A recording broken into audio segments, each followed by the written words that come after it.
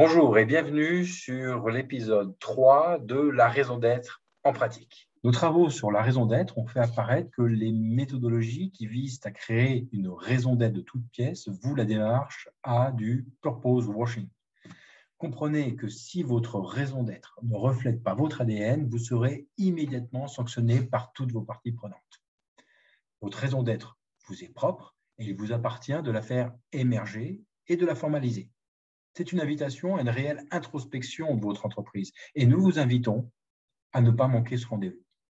Dans ce troisième épisode, nous vous donnons quelques clés pour comprendre ce qu'est l'identité profonde. Il est clair que la raison d'être n'est pas un travail superficiel, bâclé en deux, ni un simple travail de collecte de tous les avis des parties prenantes afin d'en faire une synthèse consensuelle, souvent affadie, comme on le voit dans certains groupes. Mais la raison d'être engage tous les services de l'entreprise, même ses clients et voire ses partenaires.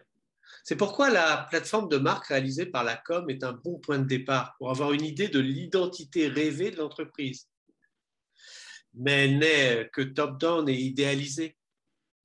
Il faut ensuite aller sonder la DRH pour comprendre la marque employeur, la direction des systèmes d'information, les représentants du personnel et tous les services qui chacun détiennent un peu de cette identité.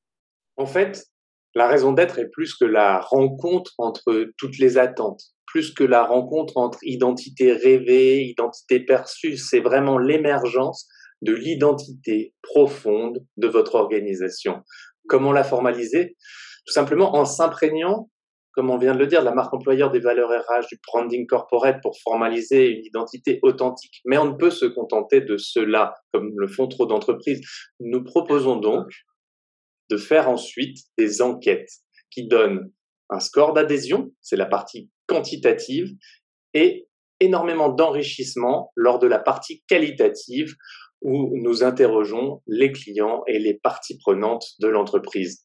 En suivant tout ce processus qui s'inspire des plus grands penseurs de la stratégie, de Sun Tzu à Clausewitz, et de l'entreprise, comme Jim Collins, John Latham, Michael Porter, Isaac Getz, Manfred Mack, Vincent Lénard, Frédéric Laloux, etc., nous parvenons à obtenir ce saint Graal qu'est l'identité profonde avec l'émergence de la raison d'être en point d'orgue.